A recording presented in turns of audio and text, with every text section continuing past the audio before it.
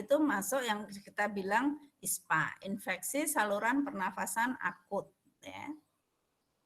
Nah ini kalau lihat di anatominya, anatomi saluran pernafasan itu bisa dilihat yang namanya saluran pernafasan atas itu mulai hidung sampai ke faring, ya, sampai ke faring itu saluran pernafasan atas. Sedangkan epiglotis sampai ke alveoli itu saluran pernafasan bawah, ya. Jadi penyakit-penyakitnya apa yang untuk infeksi saluran pernafasan atas? Ada rinitis, ya, otitis media, faringitis, ya. Sedangkan yang bawah bisa epiglotis, laringitis, laringotracheal.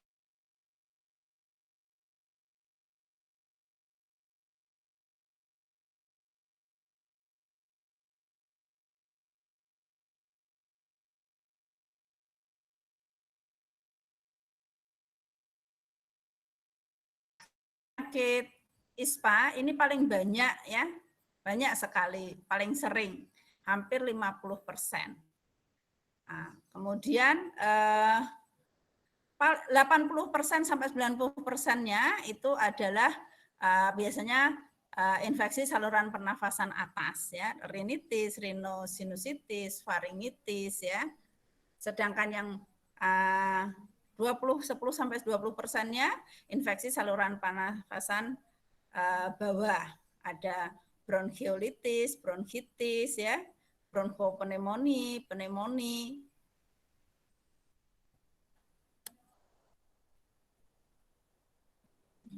Ya. Ini morbiditasnya tinggi, ya. Biasanya pada anak-anak itu sering sekali, ya, bisa 5 sampai 8 kali per tahun kejadiannya, ya. Biasanya cukup rawat jalan, itu hampir 50% yang dirawat itu biasanya kalau infeksi saluran pernafasan bawah yang bisa dirawat, ya. Mortalitasnya cukup tinggi untuk yang infeksi saluran pernafasan bawah, ya. Pneumonia, apalagi kalau dia di bawah 1 tahun, ya.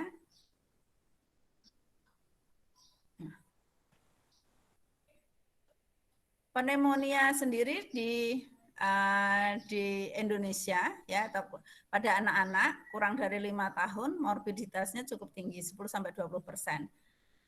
Kemudian mortalitasnya 6/1000, ya. Jadi masih cukup tinggi, bisa dikatakan 1 orang meninggal dalam 4 menit. Apalagi masa pandemi seperti ini, ya, masa pandemi seperti ini, jangan dikatakan bahwa anak-anak tidak bisa terkena COVID-19. COVID-19 pada anak-anak juga cukup meningkat, ya, cukup banyak. Faktor resikonya untuk terjadinya ISPA, ya, banyak yang mempengaruhi. Pertama, malnutrisi. Malnutrisi, tidak diberikannya ASI, ya. Kemudian defisiensi vitamin A, bayi lahir rendah, kemudian cuaca, ya, cuaca, tidak ada imunisasi. Sekarang memang sudah ada vaksin untuk ISPA, ya, tapi itu belum termasuk vaksin wajib. Jadi tidak semua orang terpapar oleh imunisasi influenza. Ada anak-anak kecil juga, ya, bayi terutama 5 tahun ke bawah itu sering, ya. Nah, ini tadi spektrum dari ISPA, ya. Jadi yang apa namanya, karena adanya pasasi dari udara, ya. Jadi pada udara itu ada bisa common cold, kemudian rhinosinusitis, otitis media, tonsilofaringitis yang banyak, ya. Kemudian bisa ada crop atau akut laringitis, ini jarang, bronkitis itu sering, Kemudian pada karena difusi dari respirasi ada pneumonia.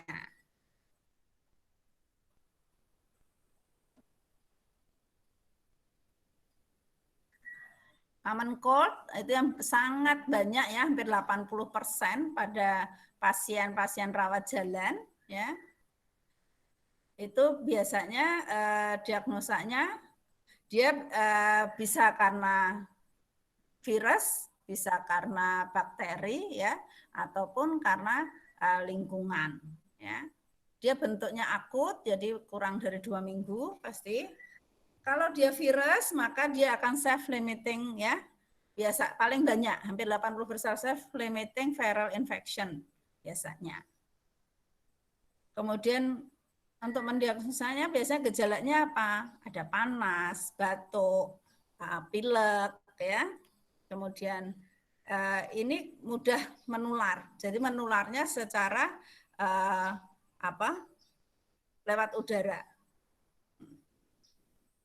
Ini penyebabnya ya, yang paling banyak adalah rhinovirus. Kemudian kemudian influenza virus ya. Nah, coronavirus ini yang lagi ngetren sekarang ya, itu bisa coronavirus ya.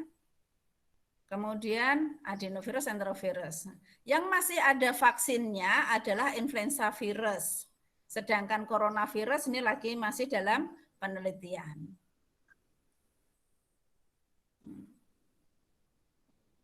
Sedangkan pada rhinosinusitis, jadi ini penyakit akut yang mengenai hidung dan sinus ya.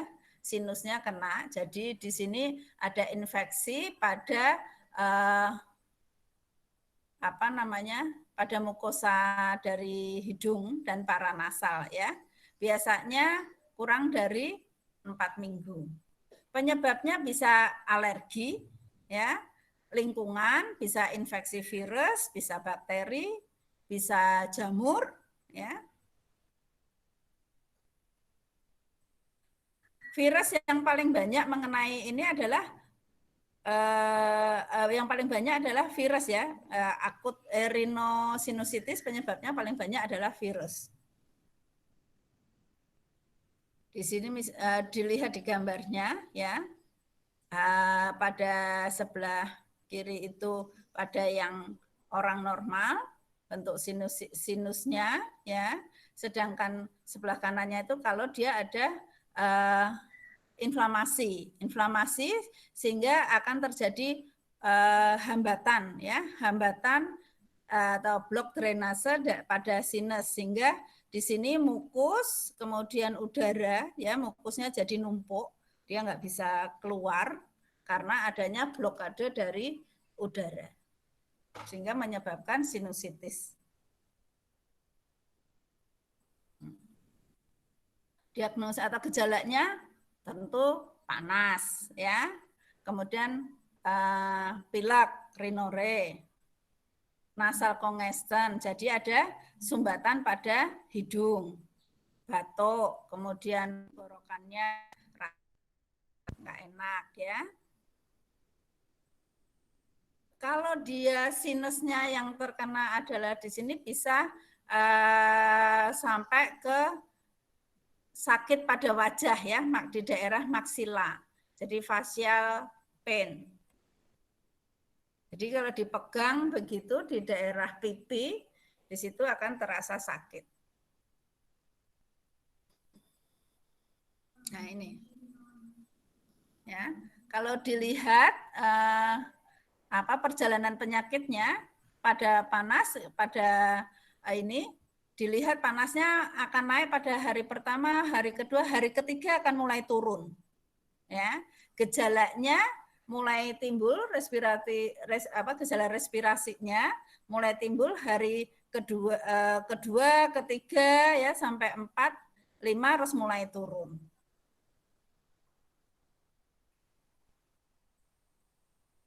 Nah, kalau yang tadi itu karena virus biasanya dia self limited sehingga kita tentunya karena dia bisa sembuh sendiri kita tidak memberikan obat antibiotik, ya, tidak diberikan obat antibiotik, tapi kita kasih obat simptomatik. Apa simptomnya? Dia ada nasal dekongestan, ada hambatan pada nasalnya, kita kasih antidekongestannya, misalnya seperti itu. Kemudian infeksi ISPA yang disebabkan karena bakteri, ya, karena bakteri. Ini bisa common cold, bisa karena bakteri. Biasanya dia lebih berat gejalanya, ya, lebih berat. Panasnya tinggi, kemudian apa namanya, sekret hidungnya atau pileknya itu udah purulen, ya, jadi udah nggak bening. Kalau yang virus itu biasanya pileknya atau sekret hidungnya itu seros atau bening. Kalau ini sudah purulen. Kemudian bisa terjadi periorbital udem atau pain. Jadi di periorbital dia akan, kalau dipencet akan terasa sakit, ya.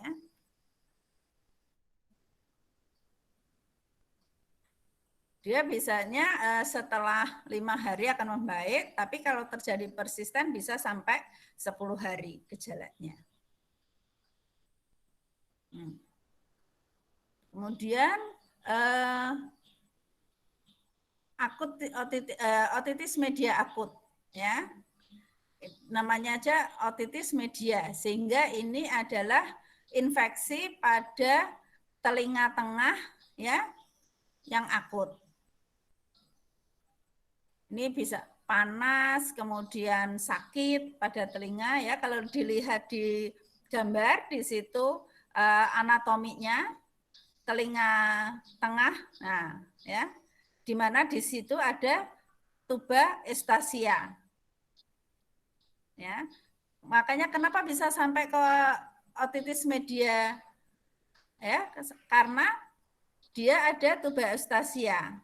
Sedangkan tuba eustasia ini berhubungan dengan apa namanya, dengan di tenggorokan, ya, dengan faring, itu berhubungan. Sehingga kalau ada sakit di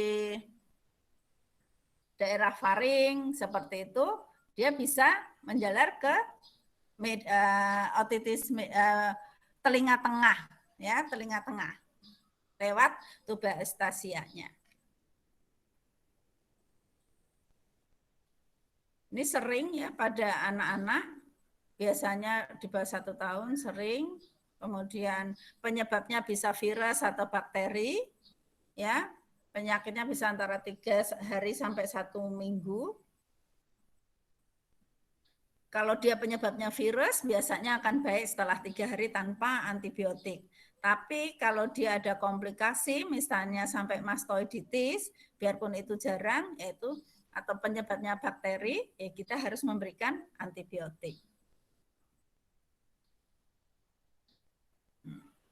Nah, ini, ya. Kalau dilihat diperiksa pada telinganya, kita bisa lihat apa namanya, gendang telinga, ya, gendang telinga pakai senter, atau kalau punya otoskop, ya, bisa, itu bisa dilihat gendang telinganya itu akan sedikit cembung, bulging, dan lebih hiperemis, ya, seperti gambar ini. Yang gambar yang sebelah kiri itu yang sehat, yang kanan itu yang ada infeksi telinga tengah.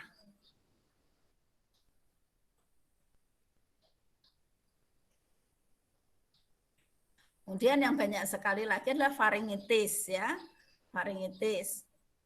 Faringitis berarti infeksinya ada di daerah faring, bisa di tonsil, ya, atau bisa nasofaring. Karena ini semua berhubungan, ya. Hidung, faring, telinga tengah itu berhubungan. Ya, ingat-ingat anatominya. Lihat di apa namanya?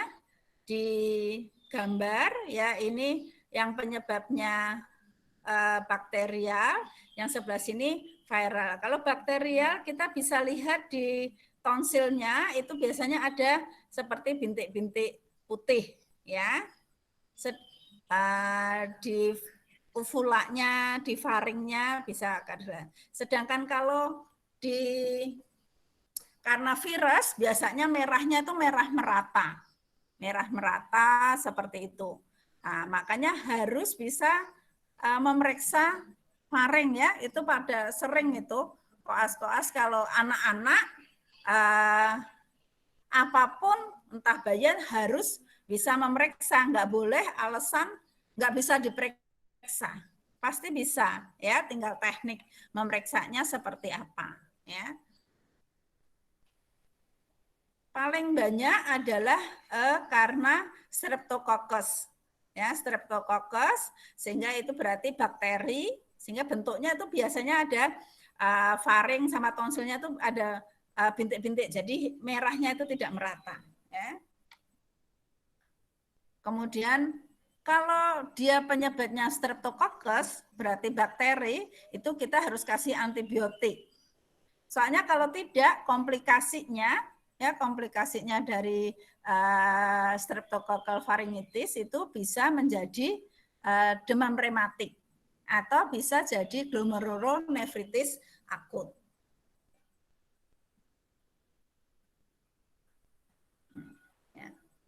Ini epidemiologinya pharyngitis, dia biasanya anak-anak yang lebih dari 5 tahun ya bisa 5 kali lah, 5-4 kali setahun bisa ya.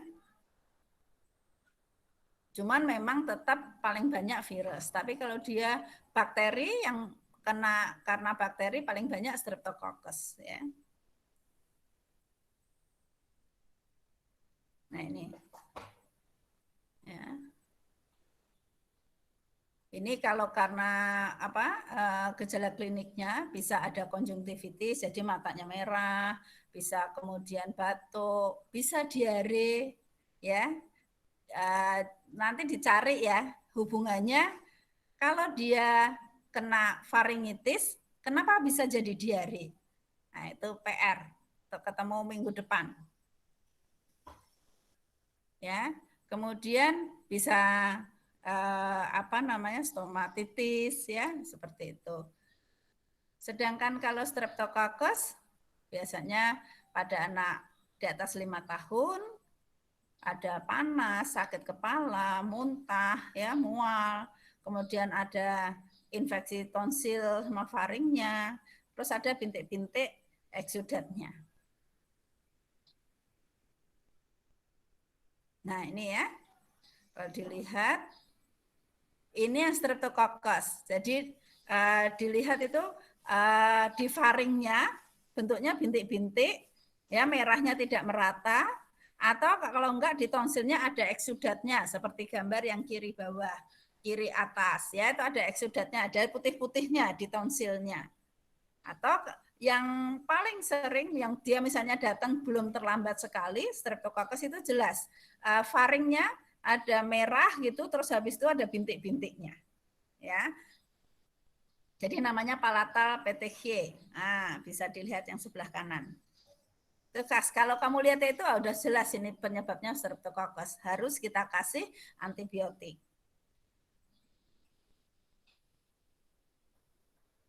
Nah, itu tadi semua adalah ISPA ya, infeksi saluran nafas yang atas. Sedangkan yang ini bawah, ini bisa ada crop, laringo, trachea, ya, bronkitis, itu masuk yang infeksi saluran nafas bawah. Di sini bisa penyebabnya itu virus ataupun bakteri sama, ya. Nah, kalau lihat di gambarnya itu di daerah itu ya. Laring, terus daerah sampai pita suara ya. Jadi ada pembengkakan kalau crop itu pembengkakan pada trachea sehingga kadang anak suaranya hilang ya, suaranya hilang. Nah, diagnosanya ya biasanya suaranya jadi serak ya atau terus batuknya terus menerus ya. Ada stridor inspirasi pada anak-anak kecil ya. Ini harus di obati. Nah, seperti ini dilihat di sini trakea ya, trakea, terus kemudian epiglotis, ada pita suara. Kalau dia terjadi laringitis, inflamasi, maka terjadi pembengkakan pada epiglotisnya, pada pita suaranya, sehingga trakeanya jadi sempit, sehingga suaranya biasanya jadi serak ya, seperti itu.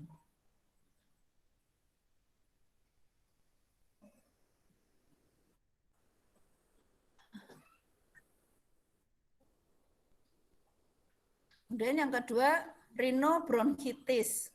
Ya. Nah, di sini berarti ada inflamasi pada rhino, berarti hidung sampai ke bronchus ya, atau bronkitis. Nah, dilihat di apa namanya anatominya, bronkitis berarti inflamasinya di bronchus ya. Kalau lihat di gambarnya. Biasanya tetap masih banyak virus ya, paling banyak mayoritasnya.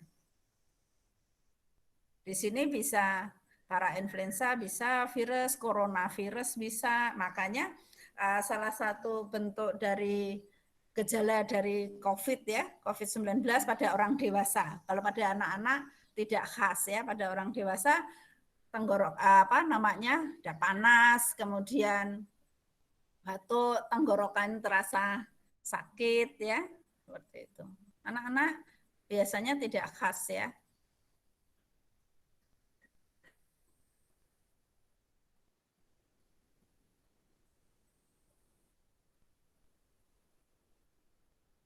Kalau dia penyebabnya sama ya, paling banyak virus. Nah, virus self-limited ya, self-limited biasanya.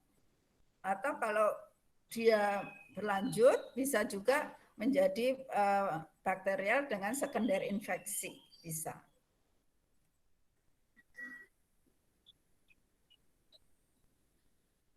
Gejalanya seperti common cold ya, seperti common cold. Kemudian kalau dia sering ya, sering terkena bronkitis berulang-berulang, kemungkinan menjadi asma tinggi ya. Gejala paling menonjol adalah batuk ya, batuk kering. Batuk kering biasanya kalau batuk kering itu jadi tenggorokannya sakit, dadanya terasa sakit ya, batuknya kering ya. Kemudian kalau kita periksa bisa ada suara tambahan pada parunya, bisa ada hantaran, bisa ronki ya. Ini PR lagi cari bedanya kalau kita memeriksa ronki sama hantaran atau crackles, itu bedanya apa ya. Kalau Wiseng kan sudah jelas. Jadi ada 2 PR ya tadi, cari kalau ronki seperti apa, kalau hantaran atau crackles seperti apa.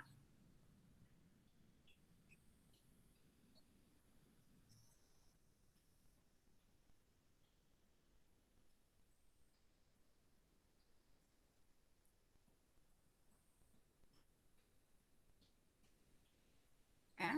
Ini pertama tentunya tata laksananya kita harus lihat hidrasinya ya, jangan sampai dia kekurangan cairan. Tentunya pertama tentu oral hidrasi karena daerah saluran pernafasnya jadi kering, jadi harus banyak minum ya. Kemudian bisa kalau terjadi nasal kongesti ya, bengkak di konkaknya itu, kita harus bisa dikasih apa namanya ini apa namanya hirup, itu obat yang hirup untuk hidung itu dekongestan ya, dekongestan. Kemudian kalau panas ya kasih paracetamol seperti itu ya.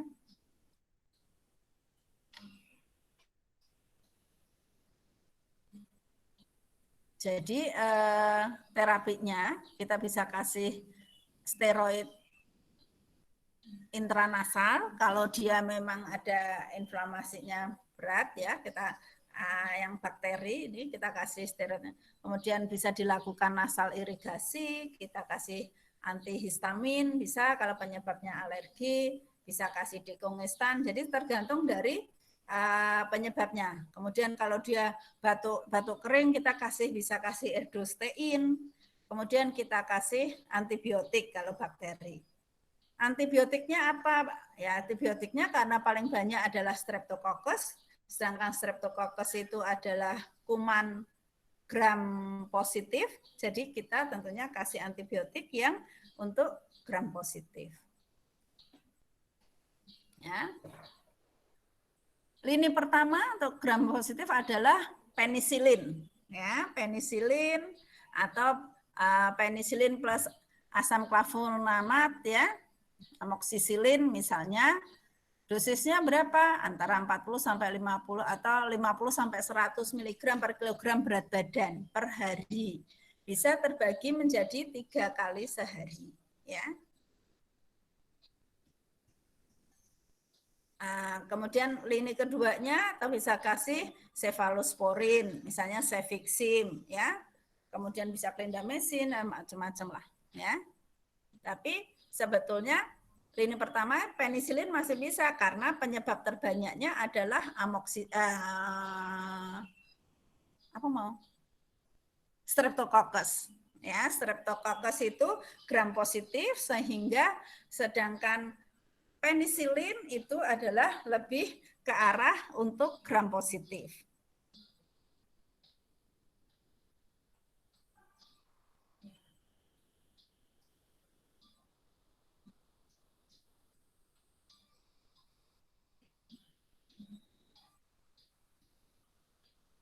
Untuk otitis media sama ya. Selain kita antibiotik yang diminum juga bisa tetes biasanya. Karena kan gendang telinganya membengkak. Jadi kita bisa kasih tetes, antibiotik tetes ya. Sama kalau panas ya bisa kasih paracetamol, kasih ibuprofen ya. Atau kalau sakit kita bisa kasih anestetik tetes telinga seperti itu. Ini nggak perlu antihistamin atau dekongestan karena telinganya bukan hidungnya ya. Tapi kalau hidungnya ternyata juga ada pembengkakan, ya kita kasih dekongestan.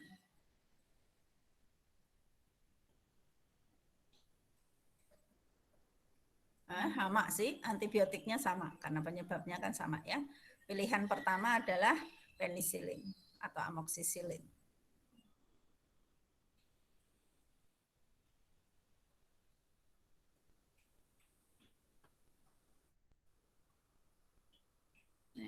Faringitis juga sama ya. Cuman kalau hati-hati kalau pemberian penisilin karena kita semua ya kalau mau memberikan antibiotik kita harus menanyakan ke pasien atau kita memberikan obat lah ke pasien, nanyakan apakah dia ada alergi obat atau tidak. Atau kemudian ada kalau anak-anak tanyakan bapak ibunya juga apakah ada alergi obat atau tidak. So, biasanya kalau bapak ibunya ada dia alergi penisilin itu paling banyak yang alergi obat itu paling banyak adalah penisilin. Yang kita mesti hati-hati takutnya anaknya juga ada alergi ya. Kalau dia alergi penisilin kita bisa kasih yang antibiotik yang lainnya misalnya azitromisin seperti itu. Ya, ini terapi yang untuk Streptococcus tadi ya. First line-nya penisilin ya. Dosisnya dosis maksimalnya ya. Durasinya bisa sampai 10 hari. Kemudian kalau pada kasus-kasus dia alergi penisilin, ini pilihan keduanya bisa klaritromisin, bisa azitromisin ya.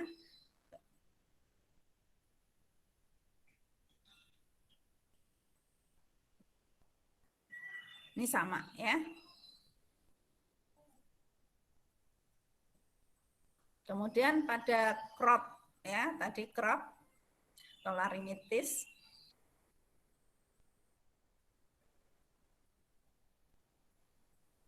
Kalau dia ringan, ya mungkin nggak perlu obat, mungkin penyebabnya hanya virus. Tapi kalau berat, sehingga dia ada pembengkakan, ya pembengkakan sehingga sampai terdengar stridor, kemudian dilihat ada pembengkakan pada epiglotisnya, pada pita suaranya, sehingga dibutuhkan kortikosteroid, ya. Kalau dia dirawat, ya tentunya obat-obatan semua dikasihkan lewat intravena, ya.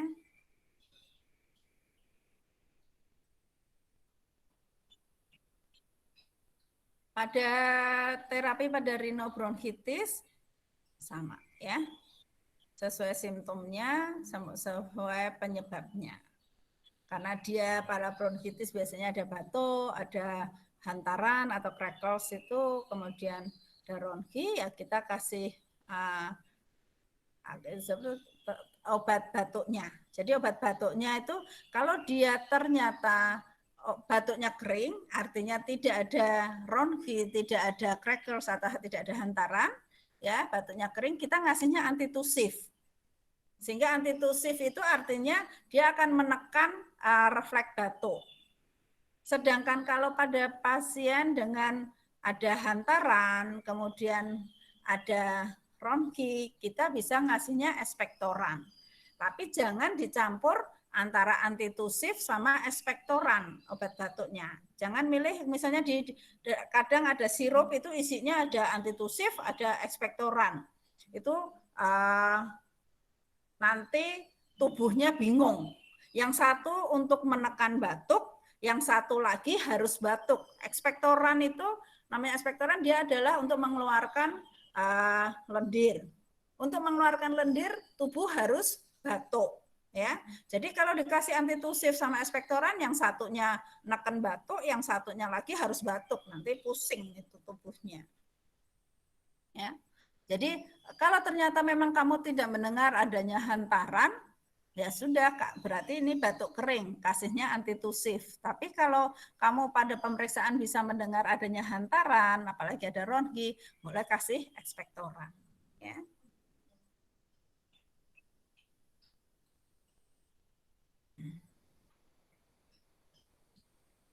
Kemudian yang paling adalah pneumonia.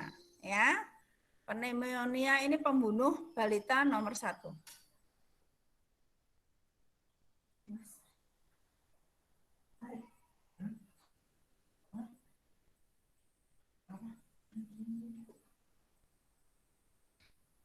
Ya, ini yang biasanya dirawat di rumah sakit. Kalau yang tadi adalah banyakkan rawat jalan. Yang ini harus dirawat, ya, pneumonia, pembunuh balita nomor 1 di Indonesia.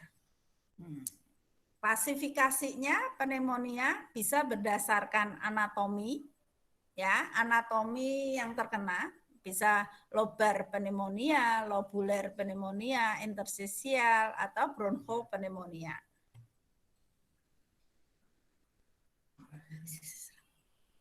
Ya, itu kalau berdasarkan dari anatomi yang terkena, ya.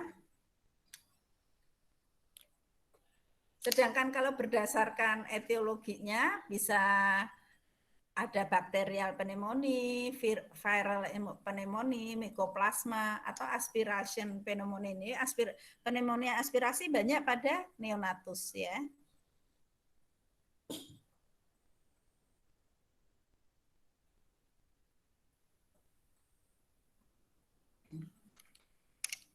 Etiologinya kebanyakan adalah bakterial dan virus, ya. Pada negara berkembang seperti kita banyak bakterinya, ya. Penyebabnya sama, penyebabnya paling banyak masih Streptococcus. Kemudian ada Haemophilus influenza, ya. Ada ini. Masih banyak sih Kalau seperti hemophilus influenza itu sudah ada vaksinnya. Ya. Ini paling banyak Streptococcus sih masih. Nih dugaan ya paling banyak penyebabnya adalah Streptococcus pneumoniae, bisa hemophilus influenza ya, Streptococcus aureus. Paling banyak adalah Streptococcus pneumoniae. Tanpa komplikasi ya, sedangkan pada pneumonia dengan komplikasi bisa ada efusi pleura, ada abses paru ya. Penyebabnya bisa sama sih paling banyak ya. Tapi kalau malah dari kuman flora mulut ya komplikasi. Ya, Streptococcus pneumoniae ini inflamasinya pada mukosa ya, kemudian adanya eksudat pada alveoli ya. Kebanyakan itu akan terjadi lobar pneumonia, jadi lobus, satu lobus ya, bukan semua paru. Udah tahu kan anatominya ya, paru-paru terbagi menjadi sebelah kanan berapa lobus? Lobus dan 3 lobus ya. Kemudian pada hemophilus influenza, kemudian itu biasanya pada membran mukusnya, sedangkan Staphylococcus, Klebsiella bisa multiple abscess biasanya. Yang paling banyak adalah Streptococcus pneumoniae, ya, lobar pneumonia. Ini adalah karena ini merupakan pembunuh di negara-negara berkembang, termasuk negara kita, maka pada WHO itu akan ada kriteria yang mudah dijalan untuk ini kader-kader posyandu ya. Jadi dilihat dari respirasi rate-nya, laju nafasnya ya, RR-nya dihitung. Nah, ini kamu harus tahu dulu RR normal per kelompok umur ya, per kelompok umur. Sama seperti kemarin gagal jantung harus ngerti ya. Heart rate per kelompok umur, kalau ini juga harus ngerti RR per kelompok umur. Jadi kalau kurang dari 2 bulan itu sampai 60 ya. Yang dikatakan take penuh kalau lebih dari 60. 2 sampai 12 bulan 50, nah seperti ini. Ya itu sudah dikatakan take penuh. Terus kemudian ada enggak retraksi. Ya, retraksi itu bisa dilihat seperti di gambar bawah itu ada cekungan ya, subkostal retraksi. Ada cekungan di antara di kosta bawah, di arkus kosta. Nah, ini manifestasi klinisnya. Biasanya ada demam, nafas cepat ya, nafas cepat kamu harus ngerti nafas cepat ini anak umur berapa, yang dikatakan cepat itu berapa, nah, mesti tahu. Kemudian batuk ya, bisa ada sesak ya, sesak nafas, dyspnoe, kemudian ya ada batuk, muntah, rewel seperti itu, kemudian ada takipnu, dyspnoe, ada retraksi. Kalau ada retraksi pasti ada nafas cuping hidung, karena nafas cuping hidung kemudian retraksi itu adalah tanda dia sesak nafas, artinya dia memakai otot bantu pernafasan ya. Jangan nanti bilang retraksi ada, nafas cuping hidung negatif, nggak mungkin, karena nafas cuping hidung itu adalah tanda paling minimal waktu sesak nafas. Ya, jadi pasti nafas cuping hidung dulu, kemudian retraksi, ada retraksi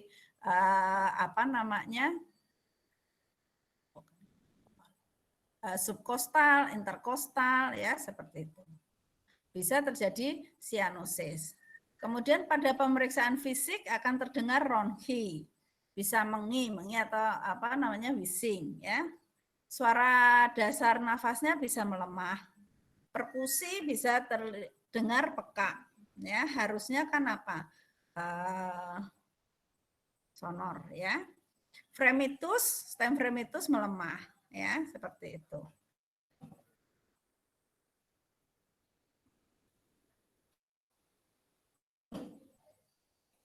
Nah, ini untuk membedakan penyebabnya. Apakah penyebabnya ini bakteri, virus, atau mikoplasma, ya. Jadi dari anamnesis, ya, anamnesis itu kalau berdasarkan umur, bakteri itu bisa nyerang umur berapa saja, ya. Virus juga bisa di umur berapa saja, tapi kalau mikoplasma banyak pada usia sekolah. Kemudian awitannya biasanya kalau bakteri mendadak, kalau virus perlahan ya. Kalau mikoplasma enggak jelas. Kalau virus biasanya ada enggak yang sakit serumah? Biasanya ada bareng ya. Kemudian kalau bakteri biasanya enggak, seperti itu. Batuknya kalau bakteri biasanya produktif, artinya dia batuk basah, jadi ada sekretnya. Sedangkan kalau virus biasanya non produktif atau batuk kering. Ya. Gejala-gejala penyertanya bisa ada, kalau virus ada mialgia, ruam, ya seperti itu. Pemeriksaan fisiknya biasanya klinisnya ya lebih banyak gejala klinisnya bandingkan temuannya ya. Panasnya biasanya lebih dari 39 kalau bakteri, kalau virus biasanya bisa kurang ya. Auskultasi bisa ronki ronki biasanya tapi tidak ada hantaran ya. Kalau bakteri biasanya ada ronki, ada hantaran ya. Makanya kamu harus bisa bedakan bedanya hantaran dan ronki.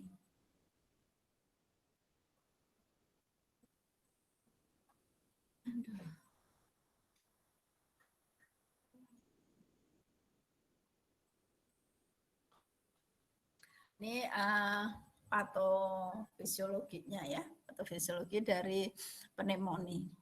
Jadi bakteri masuk ke apa namanya tisu paru perifer, kemudian terjadi tisu reaksi tisu, kemudian terjadi udem, ya, udem pada paru. Pertama akan terjadi hepatisasi merah, stadium hepatisasi merah. Di alveoli di sini akan terisi ada leukosit, ada fibrin ya, ada eritrosit, ada bakteri. Kemudian berlanjut menjadi hepatisasi abu-abu. Hepatisasi abu-abu ini akan terjadi apa namanya fibrin deposition, kemudian ada fagositosis, kemudian stadium resolusi di mana di sini neutrofilnya degenerasi, fibrinnya pada apa berurai gitu ya, plus fibrin, bakterialnya dimakan fagositosis bakterial ya. Nah, mungkin kalau kamu belajar histologi ya, sudah belajar histologi bisa lihat ini keadaan apa nih? Bronchopneumonia ya, bronchopneumonia termasuk hepatisasi apa ini? Di sini alveolitnya melebar ya, kemudian banyak sebukan sel radang di dalamnya. Nah, ini sama ya, banyak fibrin-fibrin. Oh, yang tadi hepatisasi merah, ini hepatisasi abu-abunya. Nah, ini di histologi mungkin kalian belajar ya. Pada pemeriksaan radiologi ya akan terlihat gambaran adanya pada diffuse alveolar dan interstitial pneumonia bronchopneumonia, ya biasanya ada gambaran inflammation of airway and parenchyma, ya lobar pneumonia. Apakah ada nodular, kavitas, lesi, abses, ya pada radiologi ini kelihatan. Nah, seperti ini. Nah, ini pada sebelah kanan dilihat kan putih tuh pada lobus tengah sama inferiornya. Atau seperti ini aja. Kalau itu sudah jelas yang pertama. Yang kedua ini dilihat gambaran bronkofaskulernya. Bronkofaskulernya meningkat. Ya, bronkofaskulernya meningkat. Terus ya.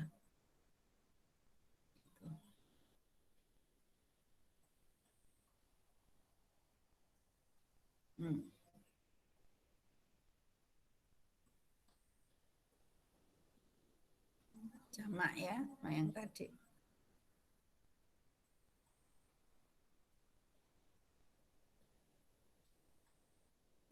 Kemudian bisa juga dilakukan pemeriksaan analisa gas darah.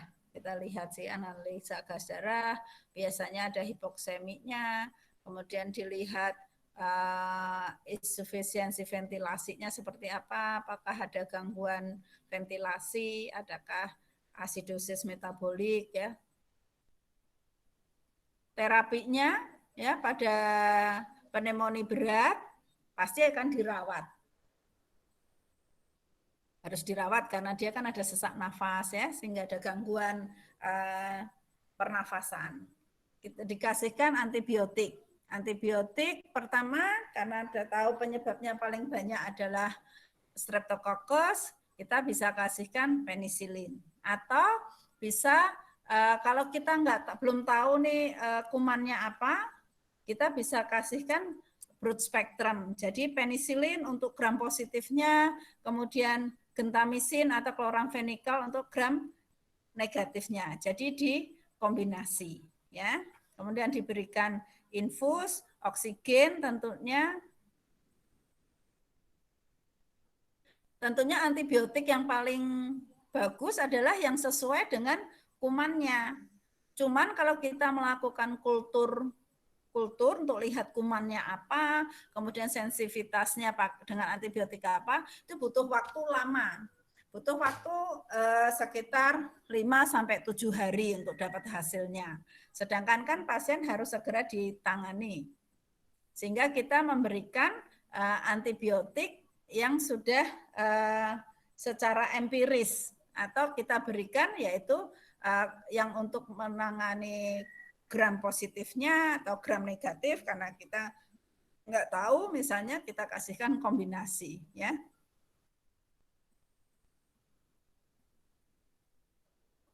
Jadi seperti tadi ya, kalau Streptococcus itu bisa mati dengan dia gram positif sehingga bisa kasih penisilin untuk gram positif. Kalau ternyata penyebabnya Haemophilus influenza itu dia gram negatif, maka harus bisa dikasih kloramfenikal kalau untuk 2 bulan ke atas umurnya atau gentamisin untuk kalau yang di bawah 2 bulan. Lama pengobatannya sebelum tergantung ya. Biasanya kita ngasihkan sampai dia 2-3 hari bebas panas.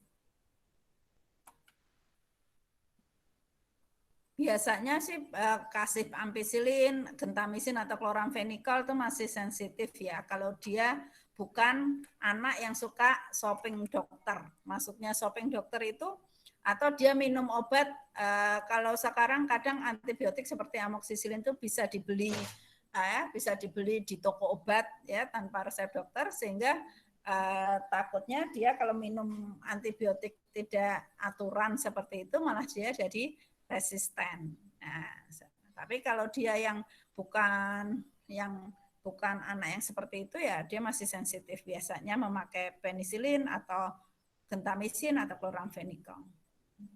Kalau ini ternyata enggak bisa ya, bisa ke pilihan golongan cefalosporin atau macrolide.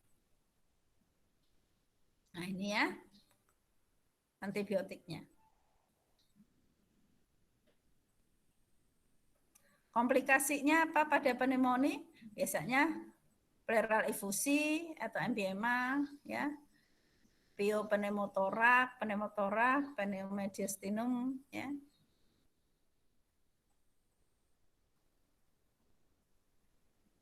Kemudian ini ada bronkiolitis. Bronkiolitis itu artinya infeksi pada bronkiolus, ya, pada bronkiolus. Ini biasanya pada sering anak-anak di usia di bawah 6 bulan. Bawah 6 bulan, jadi nafasnya cepat, ya. Kemudian ada retraksi, ada wheezing, ya. Biasanya itu antara anak-anak di bawah 6 bulan paling banyak. Pada bronkiolitis biasanya antara panas sama sesak nafasnya itu lebih menonjol di sesak nafasnya.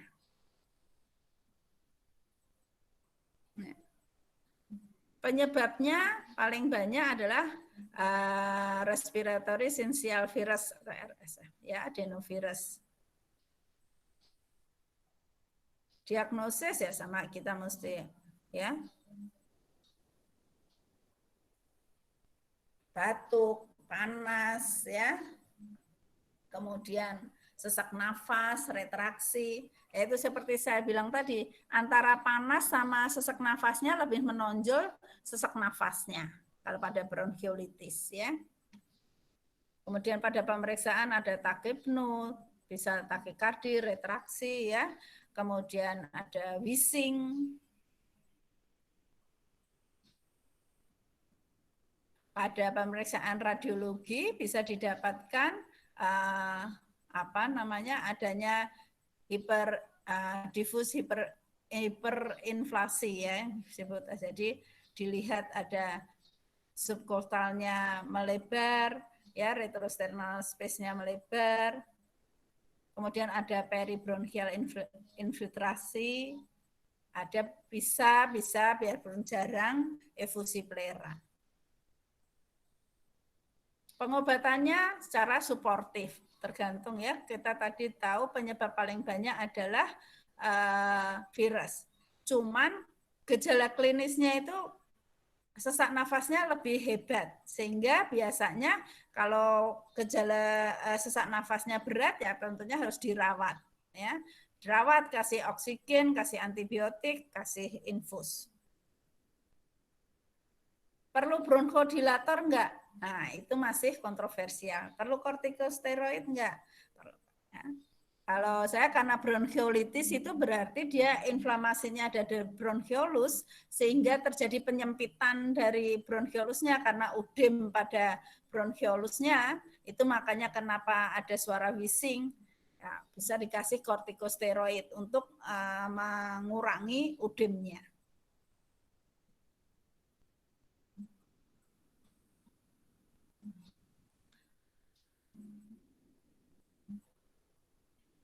Komplikasinya jarang, tapi ya bisa sih, ya, terjadi persisten obstruksi, ya, bisa gagal nafas, terutama untuk bayi-bayi, ya, yang di bawah 2 bulan atau ya 2 bulan seperti itu, karena sesak nafasnya, karena penyempitan dari bronkiolusnya itu bisa menyebabkan gagal nafas, ya.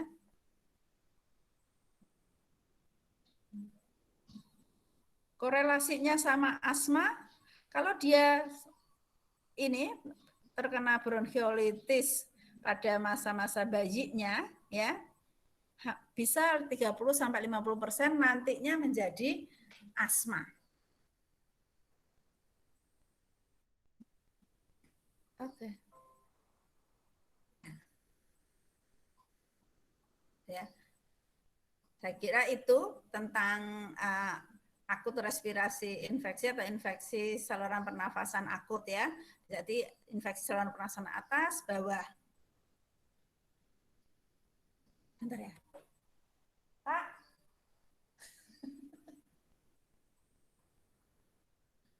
Kakak.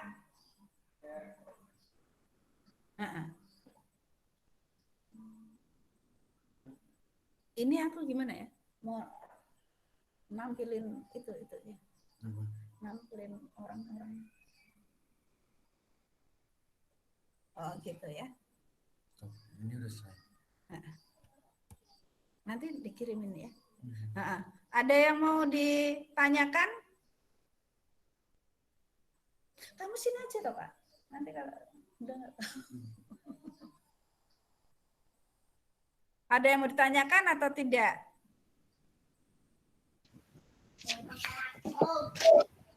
Izin bertanya dok. Ya. Tadi kan di pneumonia salah satu gejalanya itu ada muntah ya dok. Itu kenapa di respirasi juga masih bisa timbul gejala di gastrointestinal gitu? Itu termasuk PR aja ya, kamu cari. Itu sama kenapa apa namanya pada dia ISPA bisa terjadi diare, bisa terjadi muntah, ya. Kemudian itu sama nih jawabannya. Kan tadi PR-nya itu, ya. Sama apa tadi? Bedanya hantaran sama ronki, ya. Itu mesti kamu cari. Kenapa? Nah, minggu depan kasih jawaban.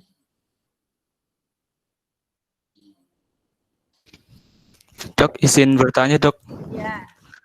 Itu kan tadi salah satu hasil pemeriksaan fisiknya itu kan didapatkan taktil fremitus melemah atau menurun di pneumonia. Tapi dari yang saya tahu atau yang udah saya baca sebelumnya, itu ada yang mengatakan kalau pada pneumonia itu taktil fremitusnya dia akan meningkat. Itu jadi gimana dok? Jadi kalau pada pneumonia, yang pneumonia ya, pneumonia dia dengan pneumonia itu maka akan terjadi apa? Inflamasi kan? Inflamasi di alveoli. Akhirnya di alveoli akan terisi ada sebukan sel radang, bisa sampai ada eksudat. Nah, kalau di alveoli terisi seperti itu, suara parunya akan mengeras atau melemah? Akan melemah tentunya. Kemudian sehingga alveolinya kan jadi padat ya. Kamu perkusi aja yang tadinya apa perkusinya itu pekak kan iya ya. Maka akan menjadi redup. Sedangkan tentunya pada stem fremitus karena apanya namanya ada istilahnya jadi alveolinya ada bantalannya kan ada isinya. Seperti itu tentunya akan melemah, tidak akan mengeras stem fremitusnya. Kalau pneumonia itu kan ininya di alveoli, inflamasinya. Nah, sampai ke alveolinya. Nah, bayangin alveoli itu seperti apa namanya? Seperti balon. Ya, balon ada isinya. Sama balon yang isinya udara dengan ada isinya air. Nah, seperti itu. Tentu hantarannya lebih tinggi yang isinya udara dibandingkan dengan isinya air. Gitu. Bisa jelas? Ya, ya dok. Terima kasih dok. Ada lagi?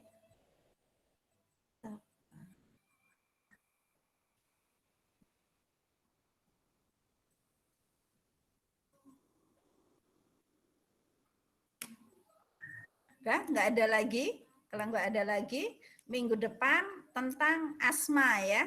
Tentang asma juga cari PR-nya tadi. Sebelum lanjut ke asma, saya tanya dulu nanti bagaimana hubungannya antara ISPA dengan muntah, dengan diare, dan bedanya antara ronki dan hantaran pada pemeriksaan fisik. Karena ini penting, kalau kamu nggak bisa bedakan, kamu nggak bisa nanti ngasih terapinya, ya. Oke.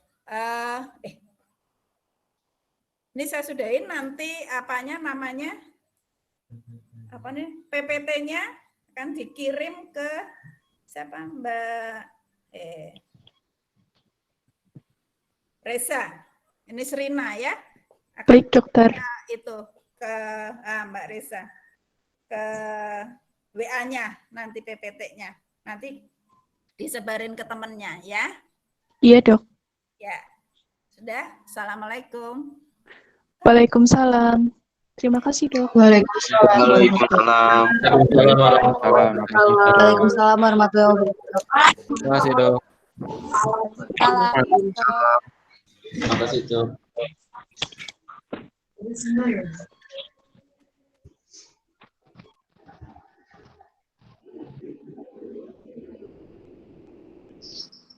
Waalaikumsalam. Waalaikumsalam.